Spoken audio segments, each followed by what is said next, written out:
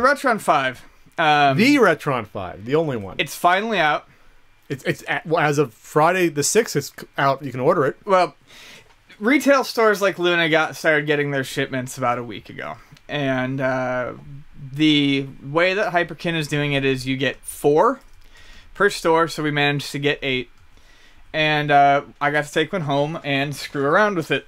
It was my coworker Chris's, and we ripped it open and we put it through a pretty quick test of things. And, you know... You tweeted it out. Huh? And you tweeted it out. Tweeted it out. I was drinking a little. We were having some fun. For those of you who are interested in the Retron 5, there's a couple of things that I will say first and foremost. There's 2 things. I'm going to give you the big positive. I'm going to give you the big negative. The big positive is everything that it outputs, video quality and sound, if you're using the HDMI, which is your only option, is fantastic. The up conversion on this is all you need for it. It includes a ton of filters, and you can turn them all off. Don't use the filters. Because filters were used for 2D games that were not up converted to make them look nicer. If you've already got this up conversion in there, you don't need the filter. They were made to look nice on a computer. Right. Now you can use something like a Super Eagle to give it like a weird sketchy look, but you don't no one's going to do it because they want to. So all the filters are there as fancy window dressing. The big negative is Hyperkin's claim of 100% compatibility couldn't be further from the truth. It's not even close. And they do have a recent update patch, but that still doesn't fix it. No. I'm going to come out with a full review of this. Hopefully, by the time you are watching this on YouTube, click below right here, and that will be where my full, probably 10-minute review will be. So I'm not going to give everything away right now, unfortunately. I will say this, though. I was not... This is to both Hyperkin's, I guess, pros and cons. I was not surprised at some things that I saw going through it, and I was surprised by some things going through it. I was surprised that certain things were compatible, and I was surprised also that some things were not compatible. So things that I thought not in a million years would be compatible were, and things I said, why isn't that compatible? Weren't. And I was scratching my head why. If they're claiming for going for 100% compatibility, I understand this is going to be firmware upgradable and software upgradable, and I did review it, having upgraded both, but they're not close right now. Right. They're not close. And this isn't blowing anything in your review. This is something that I tweeted out. But I was absolutely gobsmacked that Sonic 3 and Knuckles didn't work out of the box. I mean, are you fucking kidding me? Eat me. That's ridiculous. I mean, now I understand. As soon as you start to kind of get your head around how the Hyperkin Retron 5 is working, it makes sense, but it's still inexcusable that they did not have that. Let's talk about it. Okay. This is an emulation machine. Yes. It's not a hardware console. When you put a cartridge in, you actually see a progress bar. Yes. It loads your cartridge into memory, and you are playing the ROM that you just dumped. You are ripping the ROM into temporary memory. There is 1.2 gigs internal memory that I'm guessing it goes somewhere there, and it holds it until you take the cartridge out, and then it deletes that ROM from its memory. That's how the system works. Correct. So, which is funny because you technically don't need the cartridge inserted after it loads the ROM, but they said they implemented that function that if you pull the cartridge out, you can't play anymore to combat piracy. Whatever. It's a nice function. It almost has you pretending it to be an actual console when it really isn't, when it's just an emulation machine. I think you're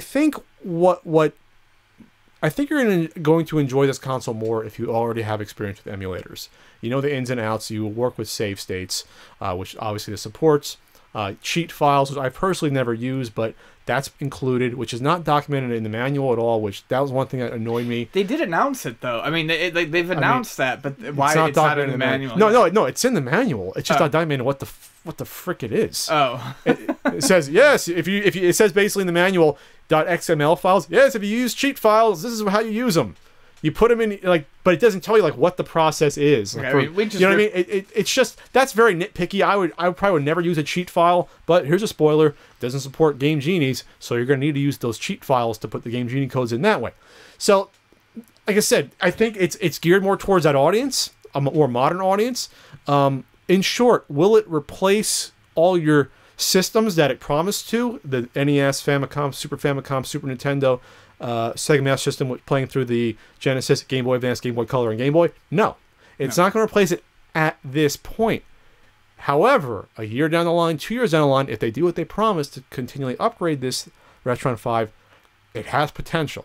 Yeah. But right now, it's not there. Does that mean I'm going to recommend it or not? Not going to say. Well, go the full review for that. I'll say what I'd have to say. This is what I will tell customers, and this is what I've been telling customers. If you want the most bang for your buck, if you're just getting into it, it's a good value for what you get. Now, I do tell them that I always make sure that they know that the compatibility is kind of a mess right now, and they have to be comfortable with upgrading firmware. Not that it's difficult, but they're going to need to do firmware upgrades out of the box. I tell them that I find the controller to be pretty shitty. That's where we might disagree a little bit. I like the micro stick. My problem is it feels like the PDP fight pads that I have, and those were nice, but those micro switches on those thumbsticks, if they're not made with high quality, those micro switches are going to go dead. That's my main concern. I think it's fine for what they are. Obviously, if you had the system, you're not going to use them anyway. Well, it's way better than what was included with the Retron 3. That's what I mean. So, I mean, when I used it, I was like, "Wow, this feels nice." I mean, this is not. I said this to myself. This isn't awful. No, it's not awful. It's not ergonomic. I felt the edges, digging into my fingers after a while after playing. So I mean, I'm the same way I am with all these clones. I'm cautiously optimistic about it. The build quality is still not great. It's iffy. The cartridge connectors are tight, and too tight, but yes, and they won't go anytime soon because of that. Well, and I almost felt like I was gonna break the thing trying to get a Nintendo cartridge out. It was my friend's unit. The cartridge connector was so tight that I literally called him over and said, "You take it out because I'm not breaking your system." The tight ones on my system, the tightest ones were Genesis, was ridiculous. I had to really hold it down and get them out. And Super Nintendo. Nintendo wasn't awful for mine, but it was the Genesis and Super Nintendo. I had to go back and forth again. It was that bad. But again, maybe they'll loosen up after a while. I don't know. You'd rather have it more tight than loose because then it won't get a nice snug fit. Then again, here's the thing though. Here's the big thing. This is not a spoiler. It does not have composite output. Yeah. That's going to be an absolute killer to some people. Right. Here's the thing. If you buy a converter, you're going to spend the cheapest ones I saw online. Ian says they're shit. $25 to $30 for a converter from Hong Kong. For a good one, maybe $50 or $60. Now you're looking at $200 for the system to play it on your CRT. Obviously, if you do that, you're going to lose the upscaling. It'll still look nice, but you're going to lose the upscaling.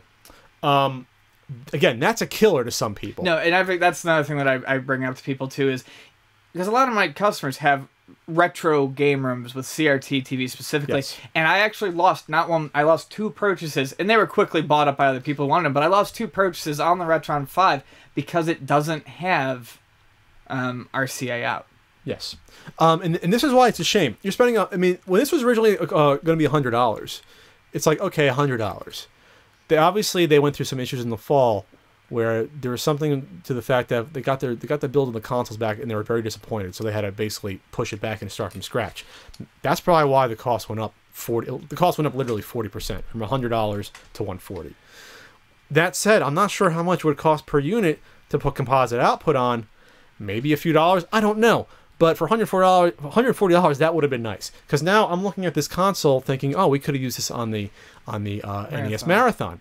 We're going to have to buy a converter and test it out. But the way the compatibility is now, I will not be using this for the NES Marathon. There's too many things that do not work with it. Again, some are going to surprise you, some won't. One licensed cart in the A's doesn't work, which I was shocked at that it did not work. I was shocked that it didn't work.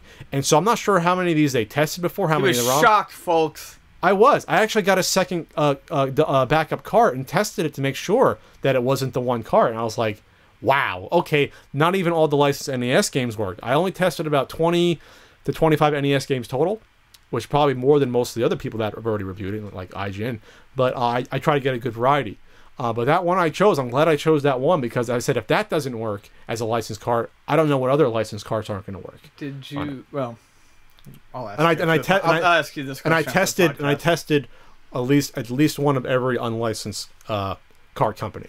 That's what I did, and I tested 3 MMC5 chip games. So that's how I did it. So I went through. I put it through its paces. I spent a lot of time. That's why, I mean, the review, I didn't get it from Hyperkin until Monday. They basically shipped it out a week after they said they would, or else it would have been out by now. But no, it's like I said, I'm not going to say what I'm going to recommend now. Wait for that review, which click right there. It's there. Some people are going to love this. Some people are not going to like it. But the firmware upgrade is going to be the saving grace because it'll be able to correct a lot of issues. The one it won't be able to correct, though, is that no light gun support by default because there's no CRT support. That to me is really glaring. I almost wish I had a converter so I can test the zapper. But another spoiler. Here's a spoiler. It's a spoiler of your own review of the system. Exactly. You're not really spoiling shit. Super Scope doesn't work. Menacer will not work. In theory, you might be able to use those on an LCD anyway because there's a sensor. No, there's still icon technology. Either way, when you plug in the sensors, basically, I think the Retron doesn't even recognize those as a real controller. So the other controller, like if you have a Genesis controller in port 1 and the Menacer adapter in port 2, you can't access anything. The same thing. So like it basically freezes the system.